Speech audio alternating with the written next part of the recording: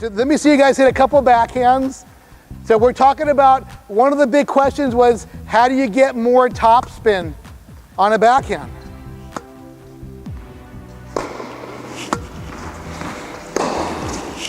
So you can see right off the bat, we have a two-hander and a one. One more each.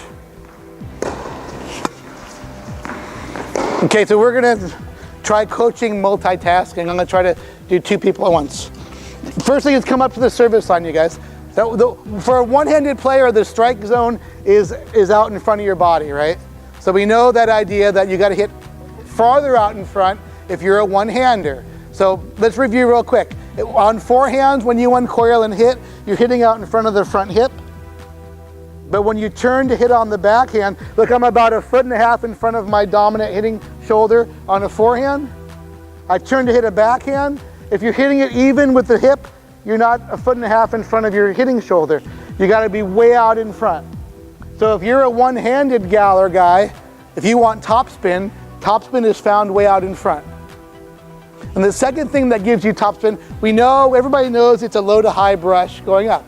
But there's a little trick on the grip. If you take your normal grip, and I want you to try to put your thumb under the racket more. There. So what we had to do, instead of having your thumb be along the side, I'd put her thumb underneath. Okay, and we're gonna try, we'll see if I'm crazy or not. Now, two-handed players, we're gonna go a little bit different. The best two-handed players with topspin actually hit a non-dominant forehand.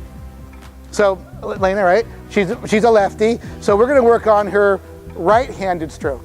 So you have to do something different. You gotta hold left hand with only 2 fingers, but grab the whole hand around with the right. So what we're gonna do from her side, she already has a good backhand, by the way, but we're gonna actually coordinate and educate her right hand. This is why Rafi and Nadal can hit a backhand way back here and hit winners by everybody, because his non-dominant hand is educated. Okay, so you're gonna try this idea. I'm gonna toss easy. You're gonna hit right-handed topspin forehands. Wanna try it? You wanna try your thumb under? All right, you can try to hit a little bit more out in front than you were doing a second ago. Yeah, a little farther out there. All right, we're gonna hit easy. I'll just toss it easy. By the way, why are the nets short here? Is it all over? It's like when my wife does laundry, my pants come out like, oops, she's right there. Never mind, just staying. Okay, so I'm gonna give you about 3. Feel the right hand doing the brush up, right? And now the thumb is under. And now I see it's too close to the body, reach way out. Gonna keep on increasing this up. You get 2 more.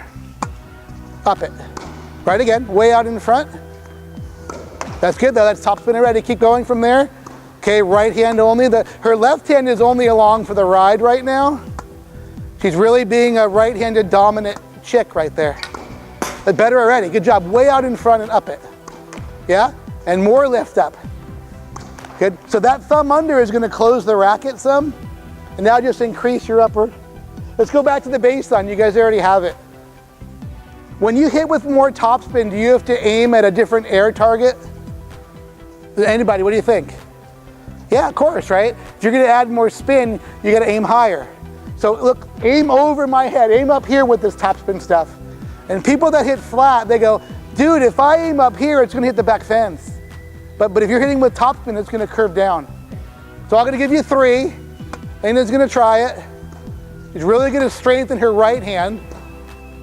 It's gonna help her with her short angles, her high and heavy arcs. And way, keep on doing that good way out in front lift. You see the rotation, you got forward spin. That's right too. Give you 3 each.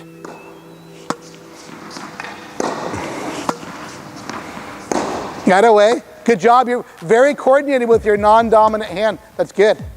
Yeah, but keep that thumb way under so it feels a little bit different. Yeah, and keep on doing that spin drill. I'm gonna do a couple more. We're gonna try this later. Right hand, yeah.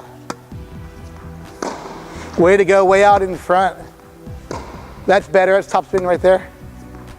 Good. Now the other thing is, you don't have to come running in. Stay back and just you're so comfortable hitting it close to your body that you actually move forward to go back to getting it close to your body. But you can like chill out, like you're from California. Chill out back there, and then just reach out farther. Yeah, one more.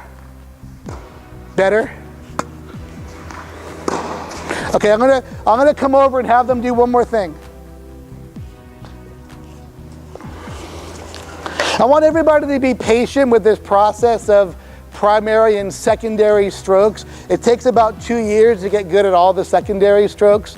So don't expect that you're gonna go on to a tournament tomorrow at 2 o'clock and make every swing volley. This is just an introduction, right? It's a crash course. You gotta spend time, I think you should pick a few things that you really wanna work on and tackle a couple things at a time. But if guys or gals, if you need more topspin on your backhand, if you need a better backhand, start off all your rallies with your backhand, because almost everybody starts it off with the forehand, right? So I want you guys to try it a little bit. So with 2 hands, you got to actually have your left hand on your continental grip. You're going to toss it over, then you have to grab on. And you start the rally with 2, and then you're going to toss it way even farther out in front. So you're going to start your rallies off with your one-handed topspin backhand. Yeah. Okay. Let's see a couple.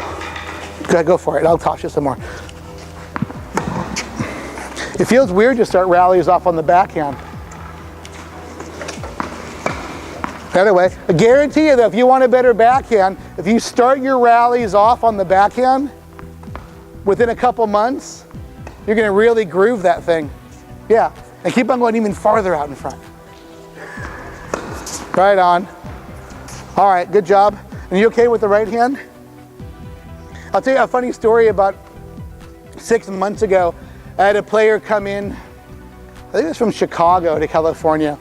And so right next to my club, there's a Starbucks. The dad's at Starbucks, and the gal wants to work on her backhand. So we're out there doing this kind of thing with her non-dominant hand. And I even had her let go a little bit.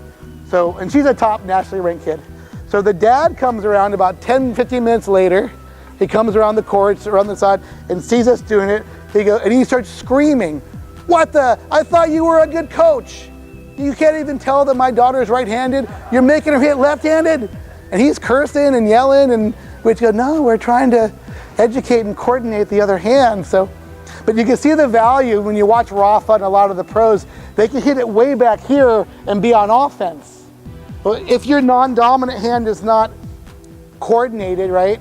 If it's not really reliable, you have to slice. So now you're on defense, and Rafa's still on offense. So all these top players, like Lane, I think it's really important that you really strengthen your other hand.